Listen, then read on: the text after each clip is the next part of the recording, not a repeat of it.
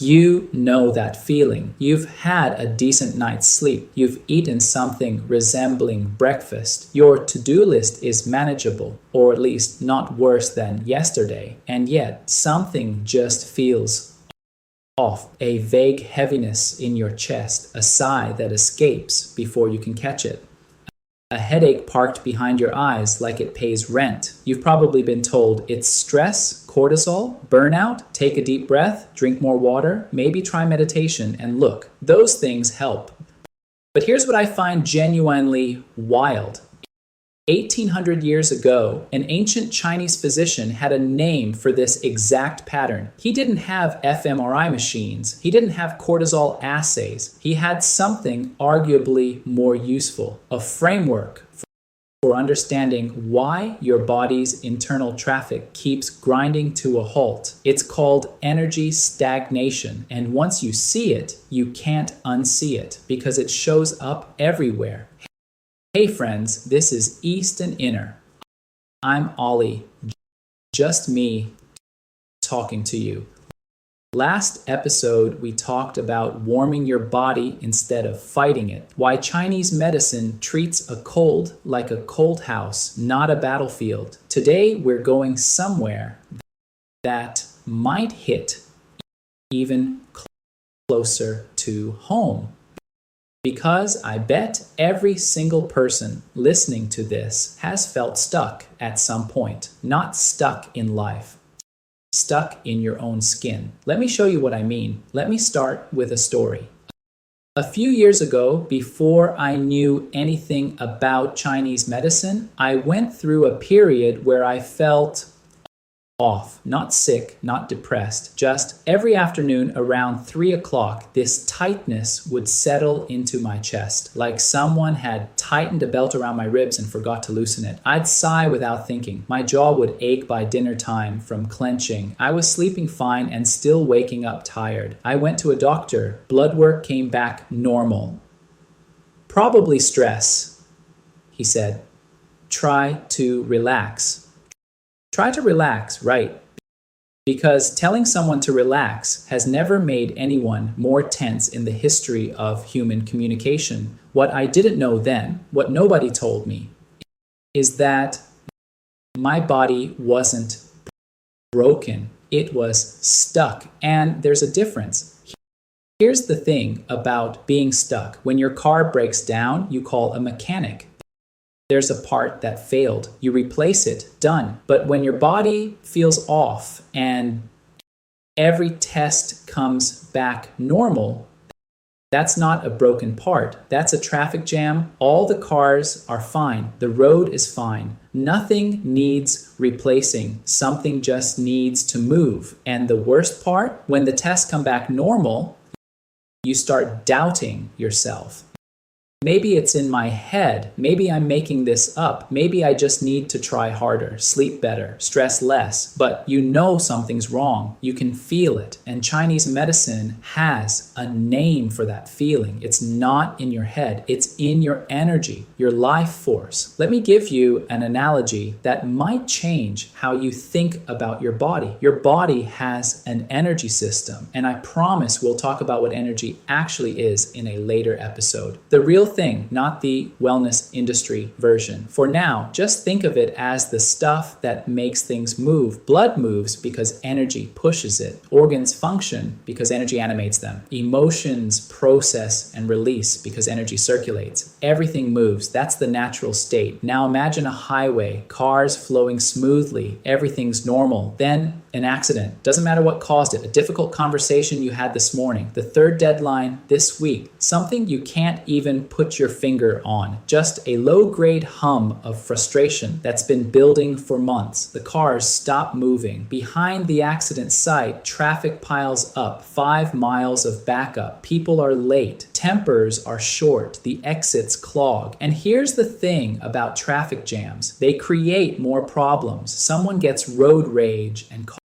causes another accident. A delivery truck stuck in the jam misses its window and spoils its cargo. The ripple effects spread outward from the original blockage. This, roughly speaking, is energy stagnation. Something disrupted the flow. The disruption created a backup. The backup created secondary problems. And your body, which is brilliant at adapting in the short term and terrible at hiding the long-term cost, started sending you signals. The body speaks first in whispers, then in shouts. Energy stagnation is the whisper stage. If you listen, I'm not going to give you a checklist and say, if you check 3 boxes, you have energy stagnation. That's not how this works. But I want to share what the classical texts describe, because when I first read them, I kept thinking, this sounds like everyone I know. Let's start with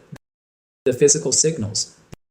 These come from clinical observations of practitioners across nearly 2,000 years. First, a sensation of constriction in your chest, like you can't quite take a full breath, like something is sitting on your sternum. Not pain exactly, just pressure. You might catch yourself taking sudden deep breaths for no reason. That's your body trying to break through the blockage. Second, frequent involuntary sighing. Your body trying to release pressure, one exhale at a time. If you find yourself sighing more than usual, especially in meetings or while driving or right before bed, pay attention. Your body is talking. Third, tenderness along your lower rib cage. In Chinese medicine, this area is governed by the liver system, and I'll explain why that matters in a minute. But if you press gently under your ribs and it feels sore or tender, that's a classic stagnation sign. Fourth, irregular digestion, bloating that comes and goes, appetite that's unpredictable. One day you're starving, the next day food sounds terrible. Bowel movements that don't follow any pattern. Your digestive system needs smooth flow, and when energy stagnates, digestion gets bumpy. Fifth, tension headaches, not the throbbing kind, the tight, pressury kind, often on the sides or top of your head, the kind that makes you want to rub your temples for an hour. These happen because stagnant energy in the body rises upward, and the head is where it gets trapped. And then there's something the classics describe with a poetic name, the sensation of a lump in your throat that's not actually there. You can swallow fine, nothing's blocking your airway, but something feels like it's lodged there, especially when emotions run high. This is one of the most characteristic signs of energy stagnation in the entire Chinese medicine framework. Now, here's where it gets interesting, because stagnation doesn't just show up in your body, it shows up in your emotions too. You know those days where small things bother you way more than they should? Where someone cuts you off in traffic and you're still fuming about it 3 hours later? Where your mood swings from okay to awful and back without any clear trigger. That's not you being difficult, that's flow interrupted. The classical texts describe a pattern: irritability, mood swings, a feeling of being stuck. Not depression exactly, but a sense that life won't move forward no matter how hard you push. A sensitivity to frustration where your reactions feel disproportionate, like someone turned up the volume on your emotional response and lost the remote. Here's what I want you to sit with. In Chinese medicine, these aren't separate issues. The chest tightness and the irritability, same thing. The digestive chaos and the mood swings, same thing. They're all expressions of one underlying pattern. Flow interrupted. The traffic didn't start in your liver and spread to your emotions. There was one accident, one blockage, and everything downstream is just backup. This is where Chinese medicine does something genuinely different from Western medicine. It doesn't just describe the traffic jam. It asks what caused the crash, and the answer is rarely one thing. The most common culprit, according to both ancient texts and modern clinic observations, is emotions that didn't get processed. Now, I know process your emotions sounds like something a wellness influencer says while selling jade eggs. So let me be specific.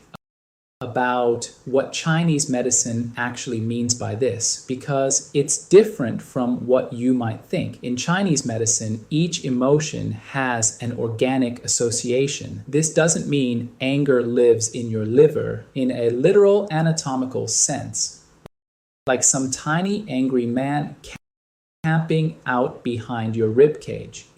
It means that certain emotional states tend to affect certain functional systems more than others. The most relevant pairing here is anger, frustration, repressed irritation. These affect the liver system, which governs the smooth flow of energy throughout your entire body. When you feel frustrated and don't express it, whether because it's not socially appropriate, because you've trained yourself to suppress it, or because you don't even realize you're holding it, that's when the liver's job of keeping things moving gets compromised. The flow slows down, the backup begins. I'm not saying just yell at people. That would be terrible advice. And also, my neighbors would complain. What I'm saying is unprocessed emotional energy has to go somewhere. And if it doesn't go out, it goes in. I'll give you a real example. I used to work with someone who was, let's say, difficult. Every meeting with him left me clenching my jaw, and I just swallow it, be professional, move on. But by Friday afternoon, without fail, I'd have this tight band of pressure across my temples and a digestion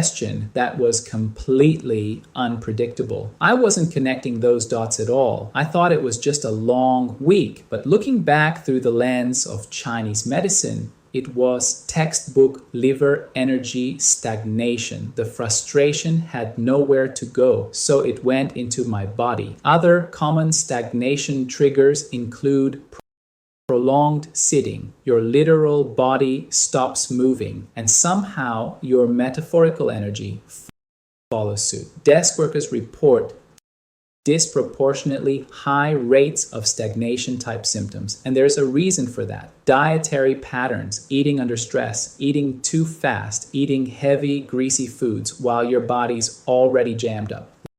Lack of movement. Exercise moves energy. The ancients knew this without ever seeing a treadmill. They just observed that people who moved stayed well and people who didn't.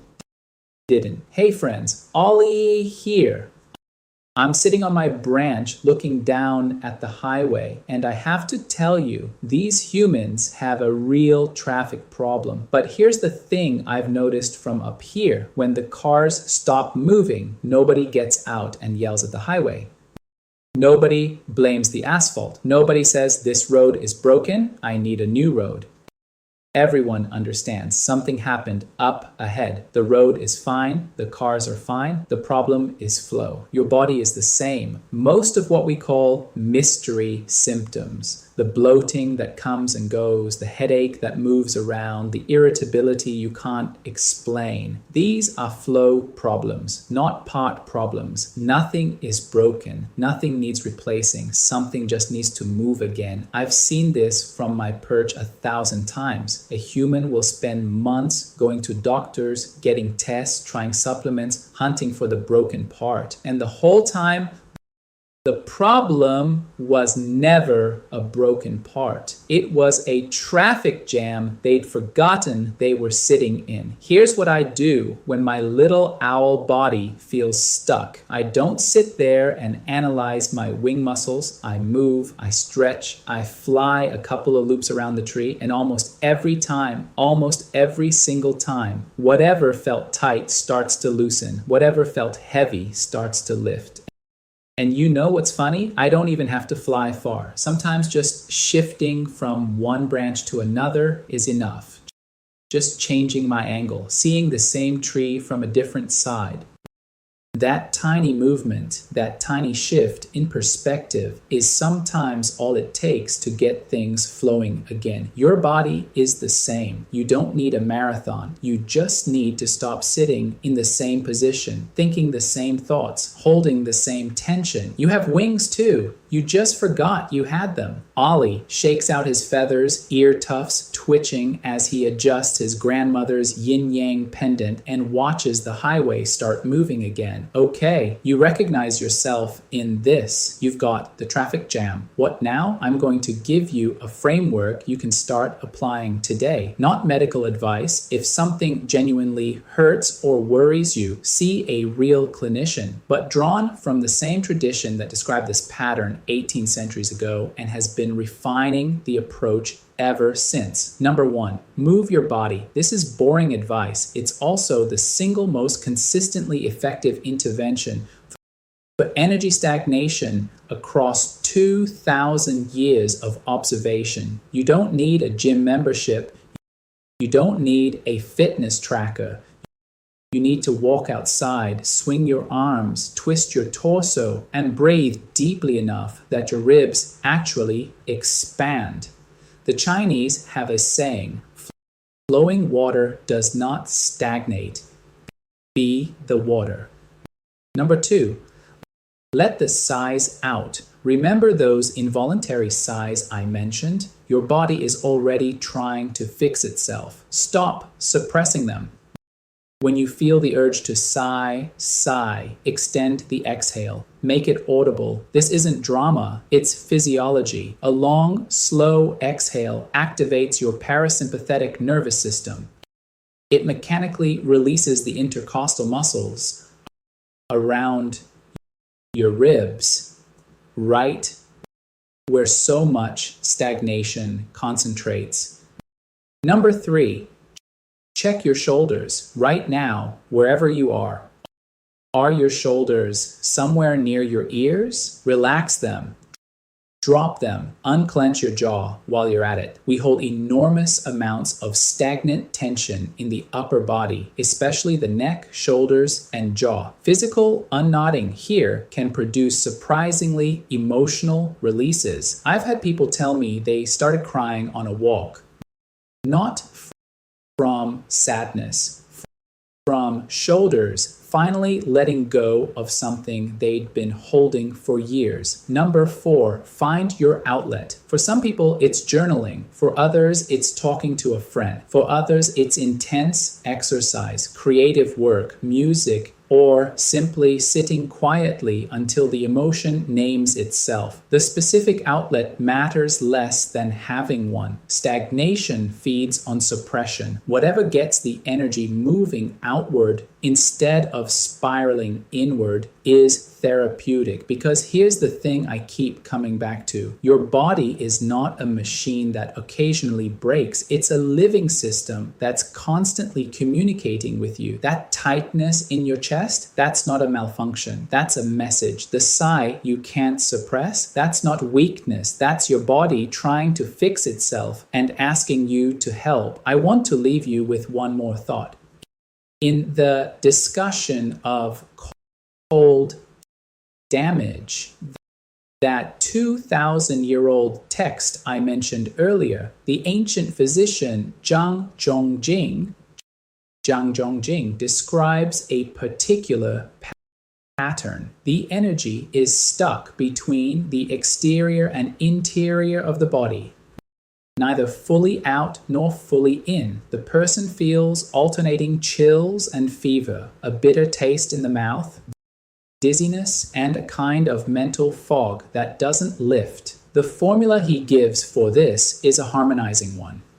It doesn't attack anything. It doesn't warm anything. It harmonizes. It gently coaxes the energy back into smooth circulation between the inside and the outside.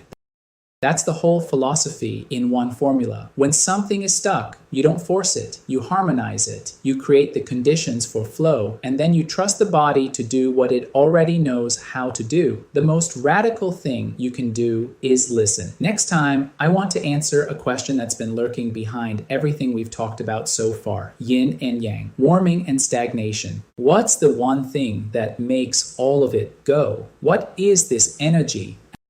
Actually, not the wellness industry version, the real thing, because once you understand what it is, everything else we've covered in these first 3 episodes locks into place. Team, thanks for listening. This was East and Inner. If this connected with you, join us on Apple Podcasts. Just search East and Inner. The full written article is at tcmway.net. This podcast is for educational purposes only, not medical advice. Please consult your doctor before making any health changes. Full articles and references at tcmway.net. Talk to you next time.